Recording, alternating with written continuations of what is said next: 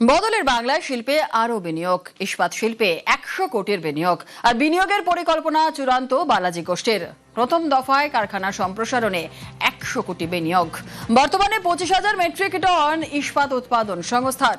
বিনিয়োগের ফলে রাজ্যে বাড়বে কর্মসংস্থানের সুযোগ।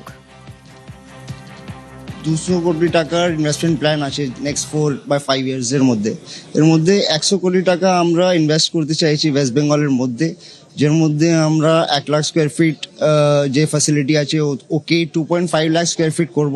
আমরা মডিউলার ফার্নিচারের ম্যানুফ্যাকচারিং চালু করব, স্টিল টিউবসের ম্যানুফ্যাকচারিং চালু করব। Also we going to establish a very big experience centre in New Town for ABS ফ্যাব্রিকা। গভর্নমেন্ট খুবই একটা সাপোর্টিভ ইন্ডাস্ট্রি নিয়ে চাকরির জন্য, যে আগে বাইরে যেতে হতো, হয়তো ভালো চাকরি এখানে বেঙ্গলেই পেয়ে যাবে। We are very hopeful. একদম ক্লিয়ার ভাবে দেখতে পাচ্ছি কি নেক্সট 5 ইয়ার্স বেঙ্গলের খুবই একটা তরক্কি হবে। যেরা চলে গেছে ওর ছাড়া আরো নতুন যে বড় বড় কোম্পানিজ বা বড় বড় নাম আছে খুব তাড়াতাড়ি বেঙ্গলের মধ্যে নিবেশ করবে।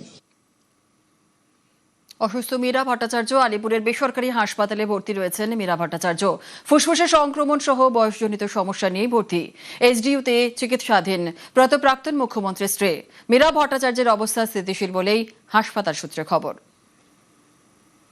এর আগে 2023 সালে পেসমেকারের ব্যাটারির পরিবর্তনের জন্য তিনি হাসপাতালে ভর্তি হয়েছিলেন।